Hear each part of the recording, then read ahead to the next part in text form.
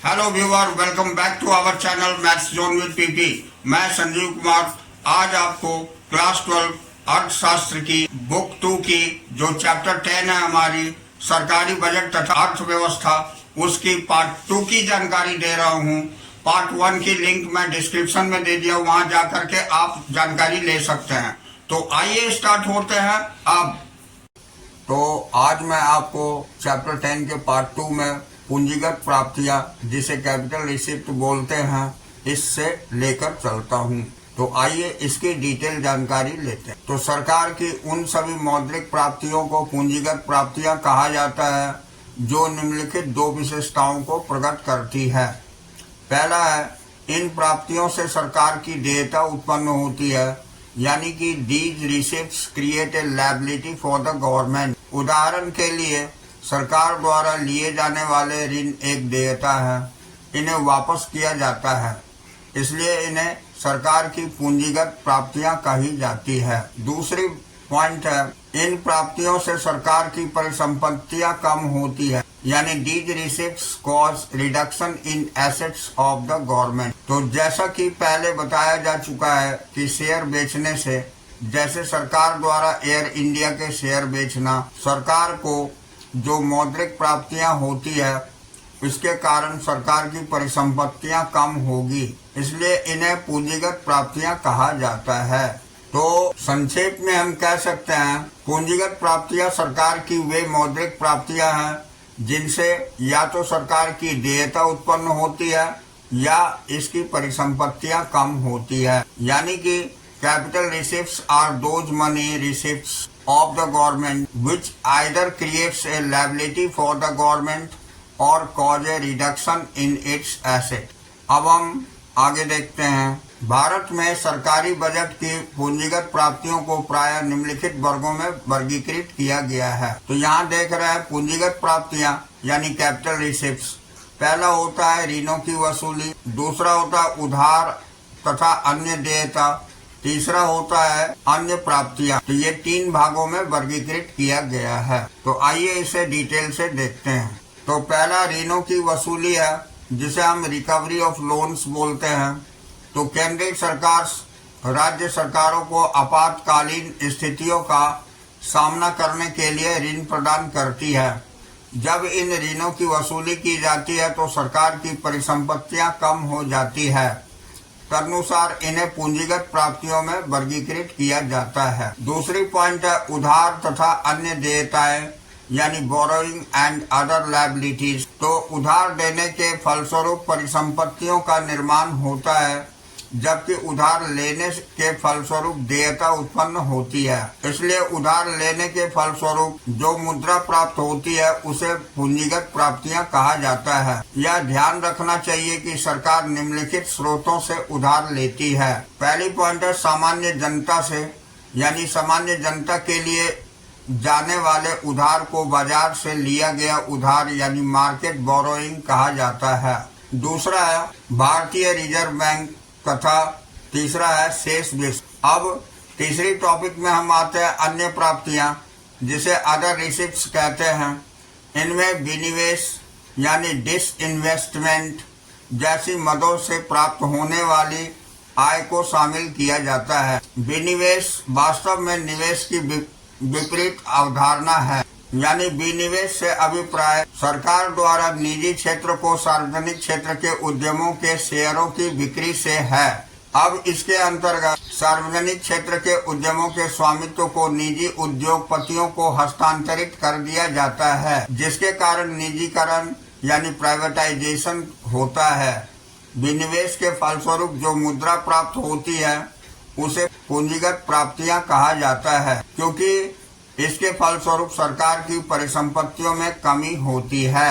अब हम अगली टॉपिक जो बजट व्यय है, जिसे हम बजट एक्सपेंडिचर बोलते हैं, तो आइए इसकी डिटेल जानकारी प्राप्त करते हैं। तो इसमें पहली पॉइंट है बजट व्यय से अभिप्राय एक वित्तीय वर्ष में सरकार के अनुमानित व्यय से है, यानी budget expenditure refers to the estimated expenditure of the government during the fiscal year. तो आइए इसकी डिटेल जानकारी प्राप्त करते हैं। पहली पॉइंट हम देखते हैं, बजट प्राप्तियों की तरह सरकार के बजट व्ययों का भी विस्तृत रूप से निम्नलिखित दो भागों में वर्गीकृत किया जाता है, जिसे पहला हम बोलते हैं राजस्व व्यय, जिसे रिवेन्यू एक्सपेंडिचर बोला जाता है, तथा दूसरा है पूंजीगत व्यय, जिसे कैपिटल एक्सपेंडिचर कहते हैं। तो हम इसमें पहला राजस्व व्यय पहले देखेंगे, जिसे रिवेन्यू एक्सपेंडिचर कहा जाता है। तो आइए इसे डिटेल से जानते हैं। तो सरकार का राजस्व व्यय वह व्यय है जो निम्नलिखित दो विशेषताओं को प्रकट करता है। पहला है, यह सरकार के लिए किसी परिसंपत्तियों का निर्माण नहीं करता है। It does not create any assets for the government. जैसे उदाहरण में लिया गया है, सरकार द्वारा वृद्धावस्था पेंशन, वेतन, छात्रवृत्ति आदि पर किया जाने वाला व्यय राजस्व व्यय है, क्योंकि इसके कारण किसी भी प्रकार की परिसंपत्ति का निर्माण नहीं होता। अब हम दूसरा देखते हैं, यह सरकार की देयता में कोई कमी नहीं करता है। It does not cause any reduction in liability of the government. इसका उदाहरण है प्राकृतिक विपदाओं जैसे बाढ़ तथा भूकंप से निपटने के लिए राज्य सरकार को अनुदान देने के माध्यम के लिए किए गए व्यय के कारण केंद्रीय सरकार की वित्तीय देयता किसी भी प्रकार से कम नहीं होती है, इसलिए इसे राजस्व व्यय माना जाता है। अब हम संक्षेप में देखते हैं, राजस्व व्यय से अभिप्राय सरकार द्वारा एक वित्तीय वर्ष में किए जाने वाले उन अनुमानित व्यय से है जिसके फलस्वरूप न तो सरकार की परिसंपत्तियों का निर्माण होता है और न ही देयता में कमी होती है।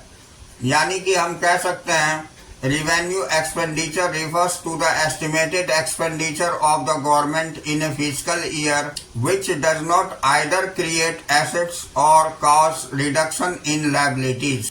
अब हम मूल अवधारणाएं जिसे इम्पोर्टेंट कंसेप्ट्स बोलते हैं, तो आइए इसकी जानकारी लेते हैं। तो भारत सरकार के बजट में राजस्व व्यय की महत्वपूर्ण मदें, जिसे important items of revenue expenditure in the Indian government budget बोलते हैं।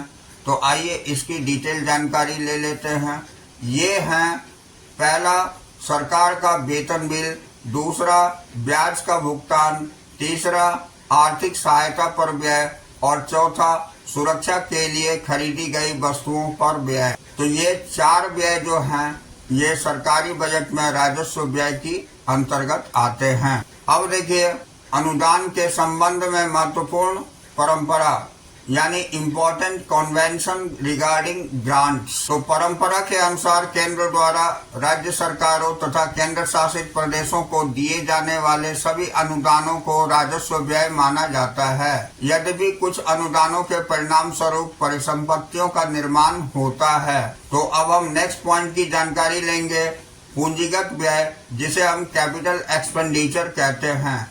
तो आइए इसकी डिटेल जानकारी लेते हैं। तो सरकार का पूंजीगत व्यय वह व्यय है जो निम्नलिखित दो विशेषताओं को प्रकट करता है, यानी जिसमें पहला पॉइंट है, यह सरकार के लिए परिसंपत्तियों का निर्माण करता है, यानी it creates assets for the government. जैसे उदाहरण दिया हुआ है, सरकार द्वारा किसी घरेलू या बहुराष्ट्रीय निगम के शेयर खरीदना पूंजीगत व्यय है। इसके फलस्वरूप सरकार की परिसंपत्तियों में वृद्धि होती है। और अब दूसरा पॉइंट, यह सरकार की देयता कम करता है, यानी it causes reduction in liabilities of the government. तो जैसे उदाहरण दिया हुआ है, सरकार द्वारा ऋण की वापसी से उसकी देयता कम होती है, इसलिए इसे पूंजीगत व्यय माना जाता है। तो संक्षेप में हम देखेंगे, पूंजीगत व्यय से अभिप्राय एक वित्तीय वर्ष में सरकार के उस अनुमानित व्यय से है जो परिसंपत्तियों में वृद्धि करता है या देयता को कम करता है।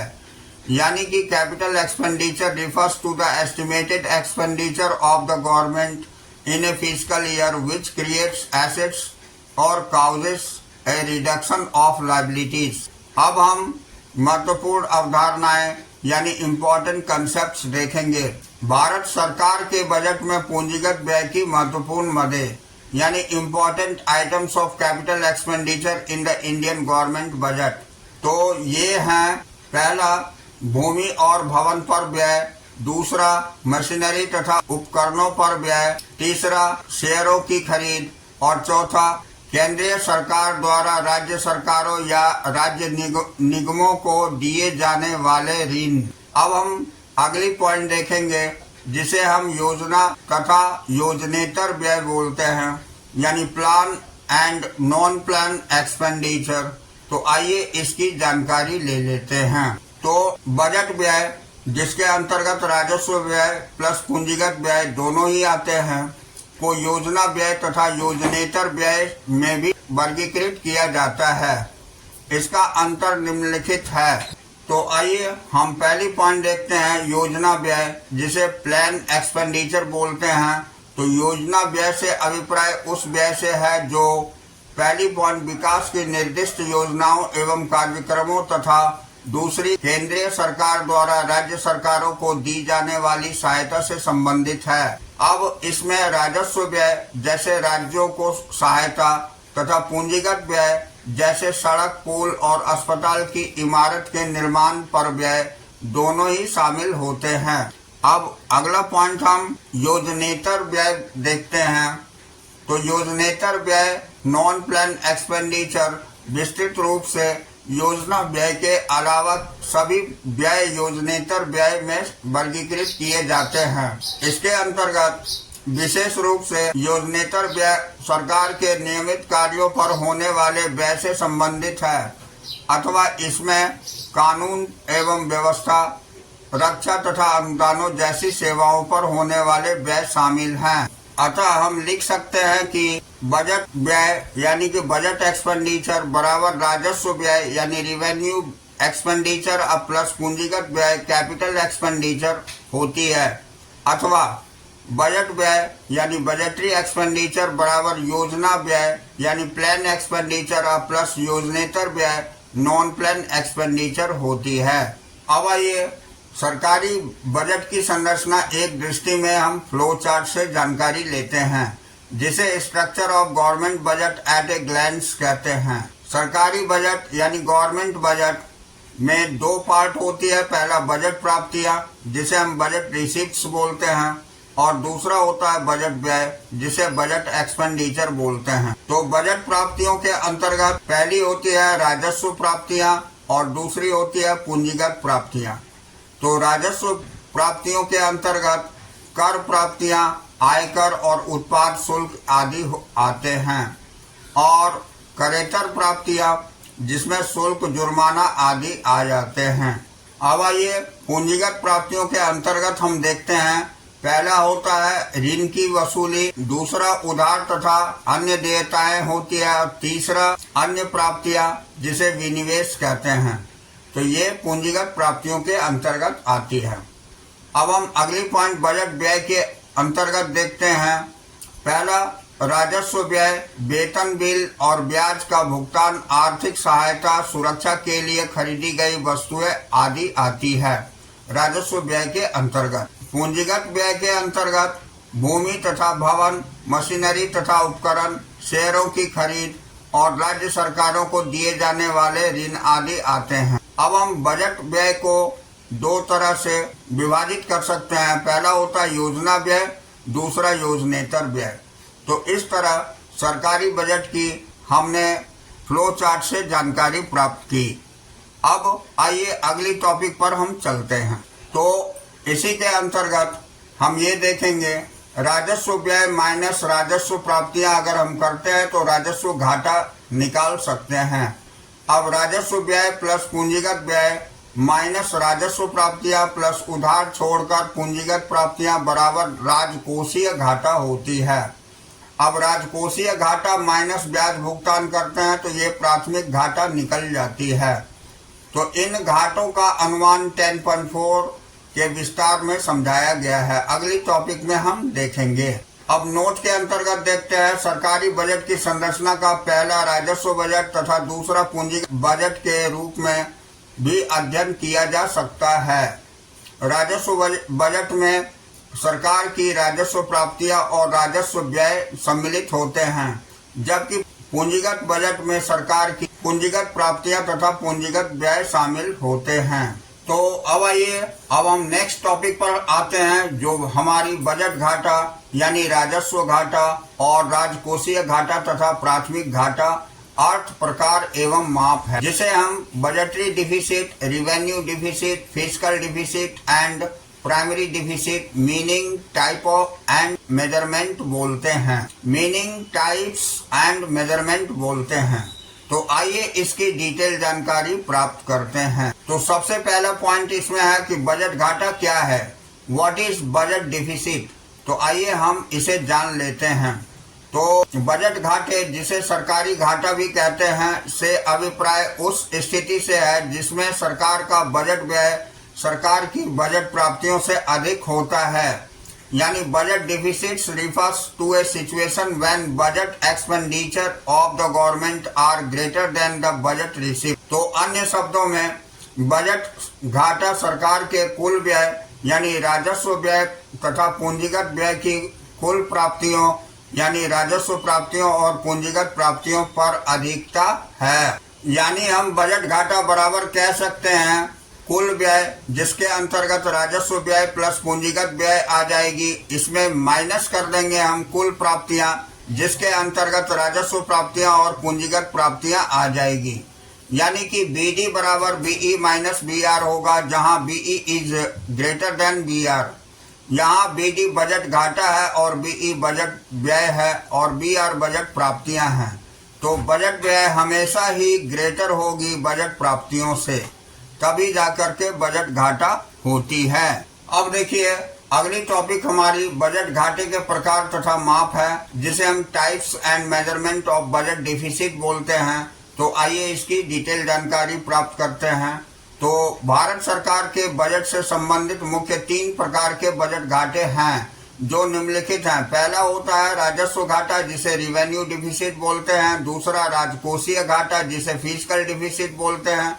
तथा तीसरा प्राथमिक घाटा होता है, जिसे हम प्राइमरी डिफिसिट बोलते हैं। तो राजस्व घाटा के बारे में जानकारी लेते हैं, जिसे रिवेन्यू डिफिसिट बोलते हैं। तो आइए इसकी डिटेल जानकारी प्राप्त करते हैं। तो राजस्व घाटा राजस्व व्यय की राजस्व प्राप्तियों पर अधिकता है, यानी revenue deficit is the excess of revenue expenditure over a revenue receipt. यानी हम राजस्व घाटा बराबर कह सकते हैं राजस्व व्यय माइनस राजस्व प्राप्तियां। तो यहाँ हम देखते हैं RD बराबर होती है RE माइनस RR, जब RE is greater than RR होती है। यहाँ RD राजस्व घाटा है और RE राजस्व व्यय है और RR राजस्व प्राप्तियां हैं। तो अब हम निहितार्थ यानी इम्प्लीकेशन देखते हैं। तो पहली पॉइंट है, उच्च राजस्व घाटे के कारण सरकार देश के विभिन्न कल्याणकारी कार्यक्रमों पर होने वाले अपने व्यय में कटौती कर सकती है। इससे सार्वजनिक कल्याण की हानि होती है। दूसरी पॉइंट, सरकार उधार के माध्यम से कोषों को बढ़ा सकती है। इसके कारण सरकार की देयता में वृद्धि होती है तथा साख योग्यता यानी क्रेडिट वर्दिनेस में कमी होती है। तीसरी पॉइंट, सरकार विनिवेश के लिए विवश हो सकती है। यानी विनिवेश का अर्थ है सार्वजनिक उद्यमों के स्वामित्व की बिक्री, यानी सार्वजनिक उद्यमों का स्वामित्व विदेशी कंपनियों के पास जा सकता है। परिणाम स्वरूप घरेलू अर्थव्यवस्था में विदेशियों के आर्थिक नियंत्रण में वृद्धि होती है। अब हम राजकोषीय घाटा, जिसे फिस्कल डिफिसिट बोलते हैं, तो आइए इसकी जानकारी लेते हैं। तो इसमें पहला पॉइंट है राजकोषीय घाटा कुल व्यय की कुल प्राप्तियों यानी उधार छोड़कर पर अधिकता है। यानी fiscal deficit is the excess of total expenditure over total receive other than borrowing. अब यहाँ देखते हैं राजकोषीय घाटा बराबर हम कह सकते हैं कुल व्यय, जिसके अंतर्गत राजस्व व्यय और पूंजीगत व्यय आती है, माइनस कर देते हैं उधार छोड़कर कुल प्राप्तियां, जिसके अंतर्गत राजस्व प्राप्तियां और उधार छोड़कर पूंजीगत प्राप्तियां आ जाती है। तो यहाँ FD बराबर BE माइनस BR उधार छोड़कर हो जाता है, जहां BE is greater than BR उधार छोड़कर होती है। यहाँ पर FD राजकोषीय घाटा है और BE बजट व्यय है और BR बजट प्राप्तियां है। अब दूसरी पॉइंट, वास्तव में राजकोषीय घाटा सरकार द्वारा लिए गए कुल उधार का अनुमान है। इसे प्रायः सकल राजकोषीय घाटा यानी कि ग्रॉस फिस्कल डिफिसिट कहा जाता है। तो आइए इसकी भी जानकारी हम लेते हैं। तो सकल राजकोषीय घाटा बराबर होता है फर्स्ट आरबीआई से लिया गया उधार, दूसरा विदेशों से लिया गया उधार और तीसरा घरेलू अर्थव्यवस्था से लिया गया शुद्ध उधार। ये तीनों की सम होती है, यानी तीनों का जोड़ होता है। अब सकल राजकोषीय घाटा ग्रॉस फिस्कल डिफिसिट वर्ष के दौरान किए गए खर्चों का पूरा करने के लिए सरकार द्वारा लिए गए अनुमानित ऋणों को दर्शाता है। इसे प्रायः सकल घरेलू उत्पाद के 1% के रूप में व्यक्त किया जाता है। अब हम निहितार्थ देखेंगे, इम्प्लीकेशंस। तो पहली पॉइंट है राजकोषीय घाटा सरकार द्वारा लिए गए उधारों का अनुमान है। राजकोषीय घाटे का अधिक होना इस बात का प्रतीक है कि सरकार को अधिक धन उधार लेना पड़ेगा। इसके निम्नलिखित निहितार्थ हैं। पहला है स्फीतिकारी जाल, इन्फ्लेशनरी स्पाइरल। अर्थव्यवस्था में भारतीय रिजर्व बैंक से लिए गए उधार को प्रायः स्फीतिकारी जाल से जोड़ा जाता है। यह इस प्रकार होता है, भारतीय रिजर्व बैंक से लिए गए उधार के कारण अर्थव्यवस्था में मुद्रा पूर्ति में वृद्धि होती है और मुद्रा पूर्ति में वृद्धि के कारण सामान्य कीमत स्तर में वृद्धि होती है और सामान्य कीमत स्तर में निरंतर वृद्धि यानी समय की एक अवधि में के कारण स्फीति जाल उत्पन्न होती है। तो यहाँ पर हम देख रहे हैं आरबीआई से उधार जब लेंगे तो मुद्रा पूर्ति में वृद्धि होगी और उससे कीमतों में वृद्धि होगी और स्फीतिकारी जाल बनेगा। अब देखिए दूसरी पॉइंट हम देखते हैं राष्ट्रीय ऋण, जिसे नेशनल डेट बोलते हैं। तो राजकोषीय घाटा राष्ट्रीय ऋणों को बढ़ाता है। इसमें जीडीपी समृद्धि को क्षति पहुंचती है क्योंकि राष्ट्रीय आय में एक महत्वपूर्ण भाग का प्रयोग पिछले ऋणों का भुगतान करने के लिए किया जाता है। तीसरी पॉइंट है उच्च राजकोषीय घाटे तथा निम्न जीडीपी समृद्धि का दुष्चक्र, जिसे हम vicious circle of high fiscal deficit and low GDP growth कहते हैं। तो निरंतर उच्च राजकोषीय घाटे के कारण ऐसी स्थिति उत्पन्न होती है जब पहली पॉइंट है उच्च राजकोषीय घाटे के कारण जीडीपी समृद्धि निम्न होती है तथा दूसरी पॉइंट है निम्न जीडीपी समृद्धि के कारण राजकोषीय घाटा उच्च होता है।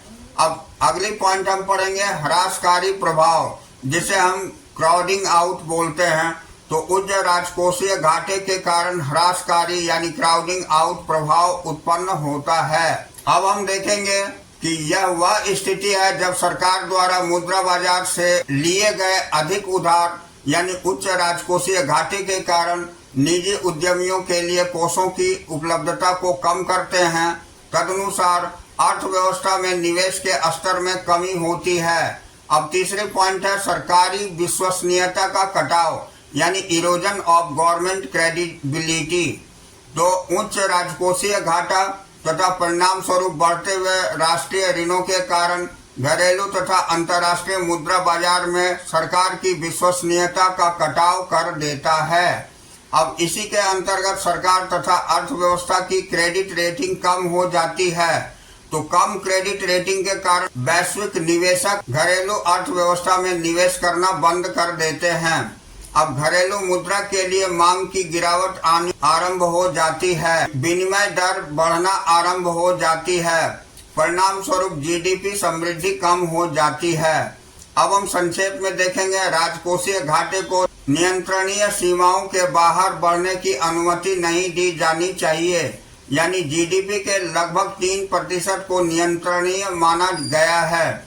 उच्च राजकोषीय घाटा वित्तीय अनुशासन और वित्तीय दृढ़ता के अभाव का प्रतीक है। अब हम यहाँ देखते हैं यह वह स्थिति होती है जब जीडीपी समृद्धि निम्न होती है तथा बेरोजगारी उच्च होती है, अर्थव्यवस्था गतिहीन यानी स्टैग्नेंट हो जाती है तथा विदेशी प्रत्यक्ष निवेश के बिना पुनरुत्थान कठिन हो जाता है।